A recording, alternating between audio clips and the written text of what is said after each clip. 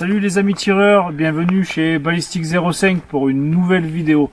Alors, pardonnez-moi, ça fait longtemps qu'on n'a pas fait de vidéo, on a été bien occupés, mais on va se rattraper, je vous le promets.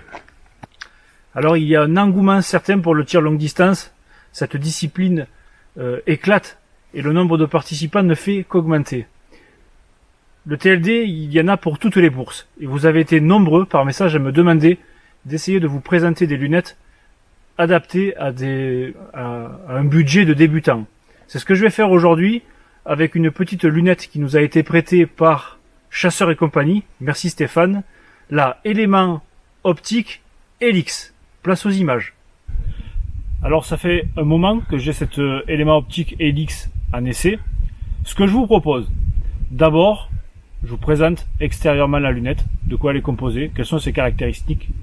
Ensuite, place au zérotage, comment on va pouvoir zéroter cette lunette, quelles sont les spécificités de la Helix. Et enfin, on ira sur le terrain, la mettre en œuvre, avant de conclure sur les points forts et les points perfectibles de cette lunette. Voilà le monstre. Bon, je vais pas vous faire l'affront de faire un unboxing, de sortir la lunette de la boîte. Voilà, je l'avais déjà montée sur le fusil. Sachez que dans la boîte, on va retrouver un jeu de clés pour pouvoir faire le zérotage. On va retrouver une chiffonnette, des protections d'objectifs et d'oculaires, quelques accessoires. On en reparlera quand on fera le détail de la lunette. C'est parti pour le détail de la lunette. Rentrons dans le vif du sujet avec cet élément optique Helix 624. Alors pour ceux qui attendent l'information, le tarif public TTC de cette lunette, c'est 479 €. Évidemment, vous la trouverez plus ou moins chère en fonction des sites. Commençons le détail. Donc on va avoir un réglage de la dioptrie, avec la protection d'oculaire qui est livrée avec la lunette. Le grossissement de 6 à 24, équipé d'une petite molette de préhension qui se dévisse, qui fait partie des accessoires qui sont à l'intérieur de la boîte. Vous pourrez le mettre ou l'enlever au choix. Le corps de la lunette est en 30 mm, très bien. On va retrouver 3 réglages. Un réglage sur la gauche de la parallaxe. Donc, point particulier, intéressant pour nous les Européens, c'est un réglage qui est en mètres, donc qui commence de 10 mètres, et ça c'est une bonne chose, jusqu'à l'infini. Un tambour de hausse qui dispose de 19 millièmes d'élévation de capacité d'ajustement vertical, et un tambour de dérive qui dispose de presque 12 millièmes de correction latérale. Que ça soit pour la hausse ou la dérive, on va retrouver un clic de 1 cm à 100 mètres, 0,1 milliradian. L'objectif de cette lunette est un 50 mm avec, bien sûr, une protection d'objectif. À l'intérieur de cette lunette, on va retrouver le réticule APR2D en milliradian. Et ce réticule est placé au premier plan focal. Précisons que cette lunette pèse 740 grammes, donc c'est extrêmement léger pour une lunette. En ce qui concerne les tests techniques de la lunette, comme je vous l'ai dit en début de vidéo, cette lunette je l'ai passée au tracking test. Donc vous avez la photo qui apparaît de qu'est-ce qu'un tracking test. Donc c'est un banc de montage avec une échelle graduée à millième, et à 25 mètres, je vérifie la véracité de la qualité du millième sur la lunette, comme sur mes autres vidéos. Qu'est-ce qui ressort de l'essai de cette Helix 624? C'est que la valeur du millième est parfaitement respectée, mais, point perfectible, comme pour le modèle Titan, quand on arrive dans les butées, aux capacités maximum de la tourelle d'élévation et de la tourelle de dérive, on va avoir une montée du réticule, un déplacement du réticule en diagonale, mais vraiment sur le dernier millième, les derniers clics. Bon, il faut le savoir quand on achète ce genre de lunettes. Vous achetez une lunette à 500 € et pas une lunette à 3000, et c'est ce qui fera toute la différence. Donc maintenant, on va aller sur le pas de tir et on va mettre en œuvre le zérotage de la lunette et mettre en œuvre le zéro stop de la lunette. Let's go!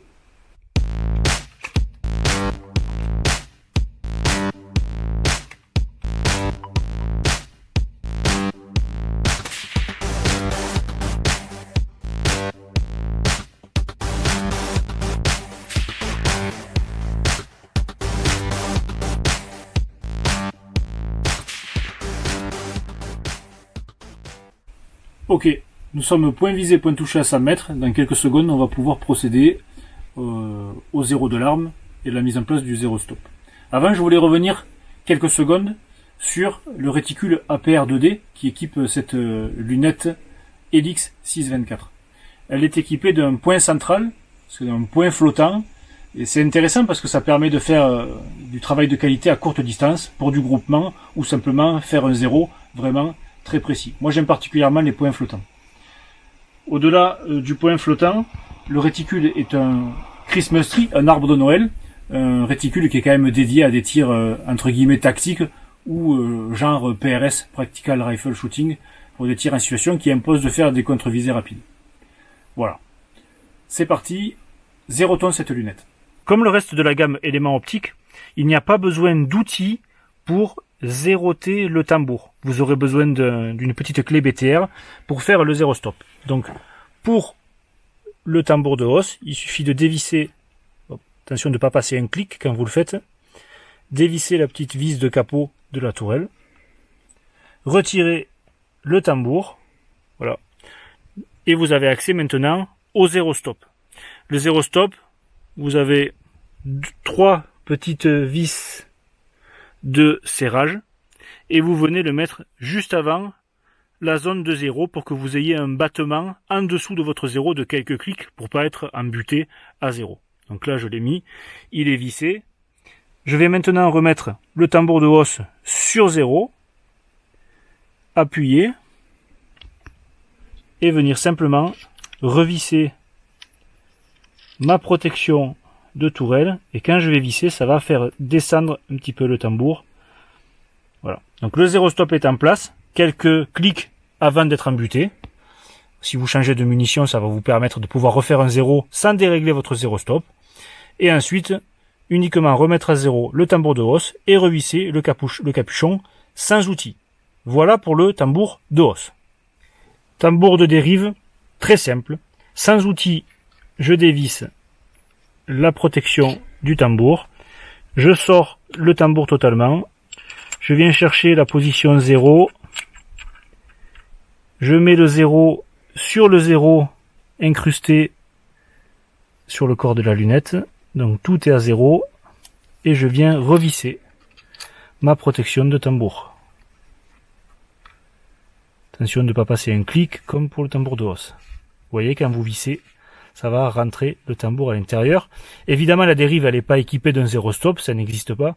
Donc à vous de repérer la graduation qui est sur le corps de la lunette, afin de ne pas vous tromper d'un tour quand vous allez aller au pas de tir. C'est assez fâcheux, surtout si vous tirez à longue distance.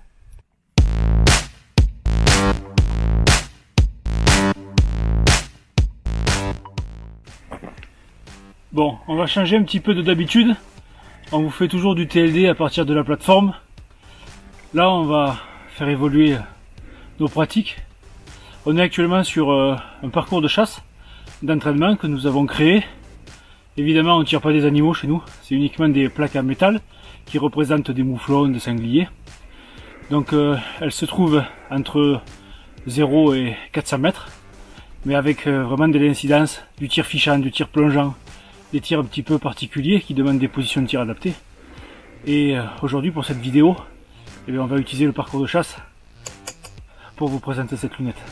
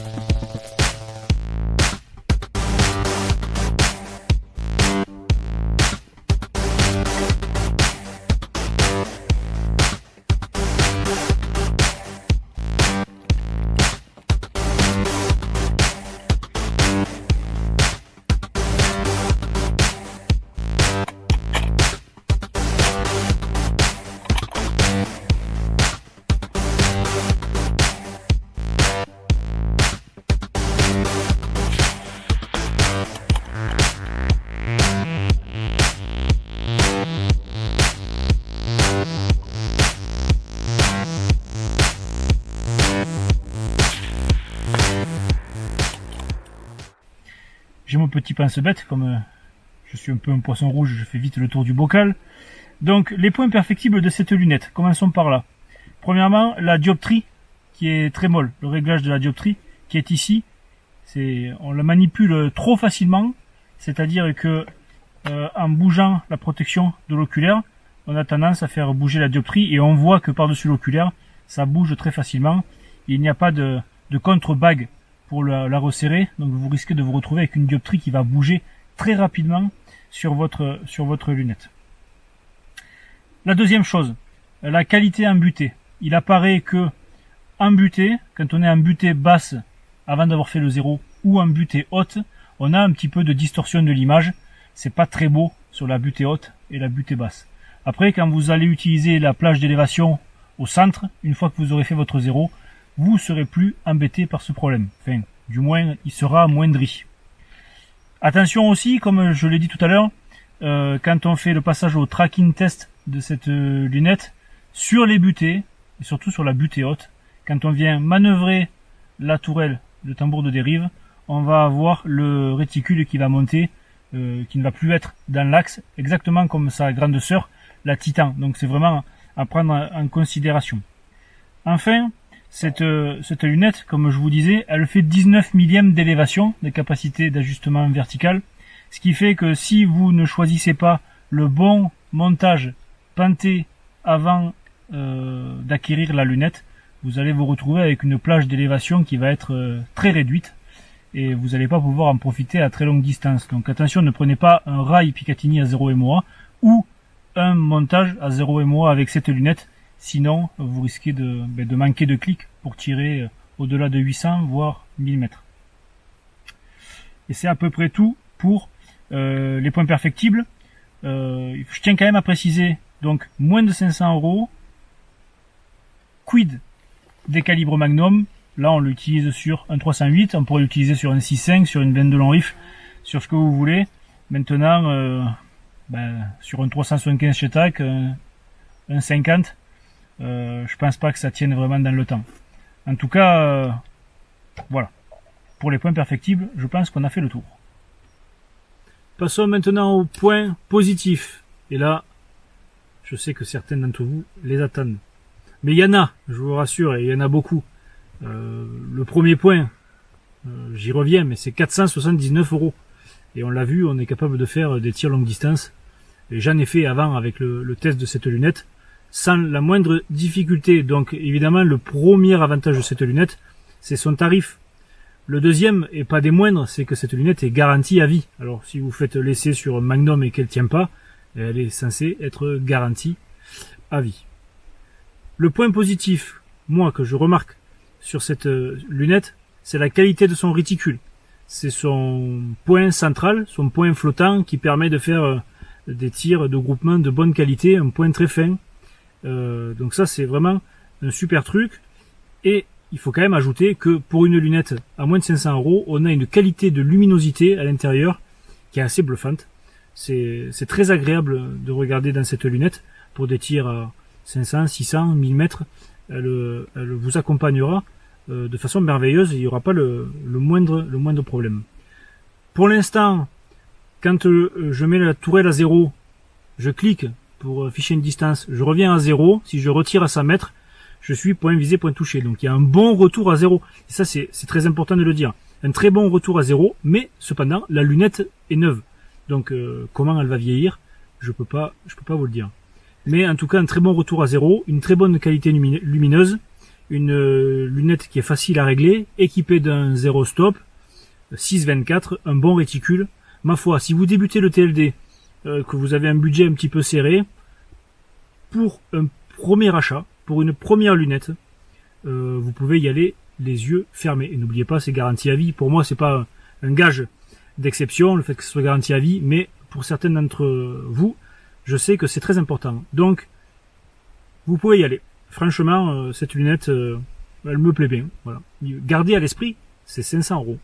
Donc, c'est pas une lunette à 3 ou 4 000 €. Je le répète, c'est important parce qu'il faut comparer ce qui est comparable. En tout cas, premier achat, les yeux fermés, vous pouvez foncer. Eh oui, toutes les bonnes choses ont une fin. Donc, place aux remerciements. Tout d'abord, Maxime de Rivolier, merci pour les cartouches. Tu m'as dépanné. Cartouches Remington avec des Sierra Match King 168 grains. On n'a pas trop l'habitude de les voir sur les étagères des armuriers. Et pourtant, elles envoient du pâté. Elles sont pas trop rapides. Pour économiser vos canons, ça vaut le coup. Donc pas très rapide, mais par contre ultra précise et pas très cher. Donc merci Maxime. Dans un futur essai, on vous présentera le télémètre 6 kg. Donc il y a le 3000, il y en a d'autres surprises, d'autres réjouissances qui arrivent. Le télémètre avec le format BDX, Ballistic Data Exchange, qui va échanger votre téléphone avec votre lunette si vous avez le bon modèle. Donc là, c'est uniquement la paire de jumelles couplée avec une application sur le smartphone qui permet de donner immédiatement les corrections de tir. Donc je suis en plein essai de ce matériel. Bon, j'en suis relativement amoureux quand même, mais bon, voilà, on verra ça dans une prochaine vidéo. En tout état de cause, Stéphane, Chasseur et compagnie, merci beaucoup d'avoir prêté cet élément optique pour cet essai. Il m'a envoyé aussi le modèle Nexus haut de gamme que je vous présenterai à terme quand j'aurai pu bien éprouver la bête. Je vous ferai un petit feedback sur le monstre. Voilà. J'espère que la vidéo vous a plu. Comme d'habitude, pouce, pas pouce, enfin, ce qui vous fait plaisir, je m'en fiche. Je fais ça pour vous, pour le fun. Et puis on se retrouve très bientôt pour de nouvelles vidéos. Prenez soin de vous et à plus les tireurs.